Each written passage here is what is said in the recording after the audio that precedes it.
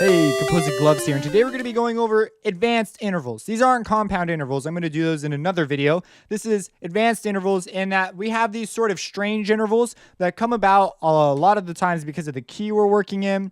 You'll just find weird reasons occasionally that you'll need to use these. And so you need to know that the system you've learned applies no matter what the range between the notes are or how they've been written. And so what do I mean by that? Well, let's just take a look here at this first one. So the worksheet is intervals advanced, and it says construct each interval from the given base note. And so it's the same as before, except for now it says also notate what interval would be better to use in text. And so you might be going, what does that mean? Well, sometimes when you're writing music, you will write strange intervals that musicians will complain about. And sometimes you're justified in the way you wrote it because you're writing it according to the set way of rules. And if they just don't know how to think about it correctly, if you thought about it the other way, there are cases where it might be better if we all just made an exception. But generally speaking, not generally, we stick to the rules. So we have these weird cases. And if you just wrote a weird case and you weren't obeying the rules, it's just something weird you did, you need to know that that's not okay. And so I want you to notate all these sort of unusual cases that you may be justified in using sometimes, but also notate what the better one would be to use. And so you'll see like, oh, this would be better than using this weird thing. So if you're writing music, you'll sort of just be a little more aware of that red flag. You won't do weird stuff. So these are like where instructors would dock points for just weird ways you wrote things. So, okay, diminished second. So let's make a diminished second. So we say, here's a C, and we're like a diminished second. We know what a minor second is, but what the heck is a diminished second? And so a diminished second is when you have a minor second, it's been lowered yet another step. So it's been diminished. And so in this case, if we enter no entry mode, so we got to put a second down. And then we say, but wait, if we diminish our second, so if we're on, let's say that we're starting on C. So, okay, here's C. Here's a major second. Here's a minor second. If we lower that again, that's just a C. So we're like, how do we make this D a C? Well, we have to flat it twice, right? We have to lower it 2 half steps. So this would actually be a double flat. And now it's a diminished second. And now you see, you're like, oh, this is a terrible thing. Why would I want to use this? Well, you wouldn't. You'd want to use, and this is the part you notate, you say you'd want to use unison. Or just put a U. So you just put a U. So that's what I mean by write the better interval. You'd be like, this is ridiculous. Musicians would get mad at you. Unless you had some bizarre reason you'd need to use this, you wouldn't use this. So don't write crap like this.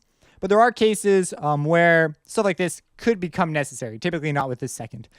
Now, the fifth is special because we use the fifth a lot when we're making chords. You can view it as like a fifth and a third with triads, or a third plus a fifth and a third, or a third plus another third. We'll get into it later. But essentially, augmenting and diminishing the fifth makes sense. So there are some cases where there is not a better interval present. Now, when you're augmenting the fifth, that's basically the same thing as a minor sixth. And so you can write, I wrote those in on the answer key as the better way. But when you're defining chords and stuff, you may find yourself thinking the other way around just because of how the fifth plays its role in a chord. So that'll become more clear as we go. The other thing that's a little strange, well, not strange, is the augmented fourth.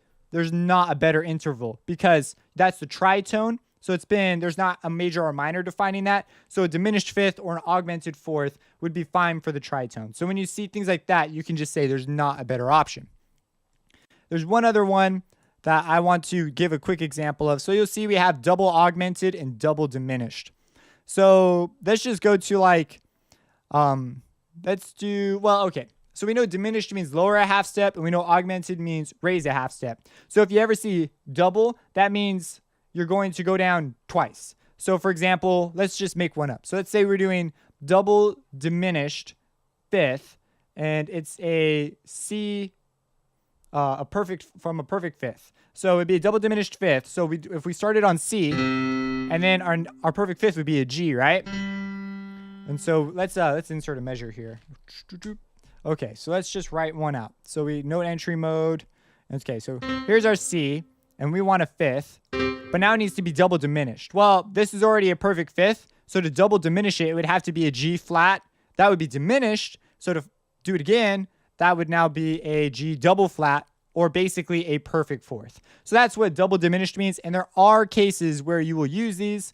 They come up a lot of times when you find yourself writing a sharp and a flat. You'll typically find yourself, not typically, this is unusual, but you'll find yourself every now and then coming across one of these things. But you're like, what is that called? Well, that's the double augmented, double diminished. Some people just omit it because they're pretty rare, but it's something you should know about. And some instructors will throw it at you, others won't. So that's just the way the name of the game. Can you pass the instructor? So they really should include it at least in a brief mention. So there's a couple of those in here. And then I also have one that's a compound interval. And I'm going to let you go ahead and figure out what the better interval for this one would be and what you think you should do using the rules you've already been taught. And then there'll be a separate worksheet and stuff that specifically covers compound intervals and those sorts of things. And then if you want to go ahead and do that melody exercise again, and then maybe combine some things. So if you found yourself coming across weird intervals in your melody writing, maybe you could go back and fix those. And when we go over compound intervals, maybe you could toss in a couple compound intervals. But I don't really plan to give you another one of those. We're going to start moving in the direction of scales. So anyways, that's this exercise. There will be an answer key. This is pretty much what I'm looking for. You'll do it for every single one of these, and by the end you should have a pretty good idea of what things are better options to use instead of these weird sort of stacks. If you have any questions about this stuff, let me know. Subscribe and have a blessed day.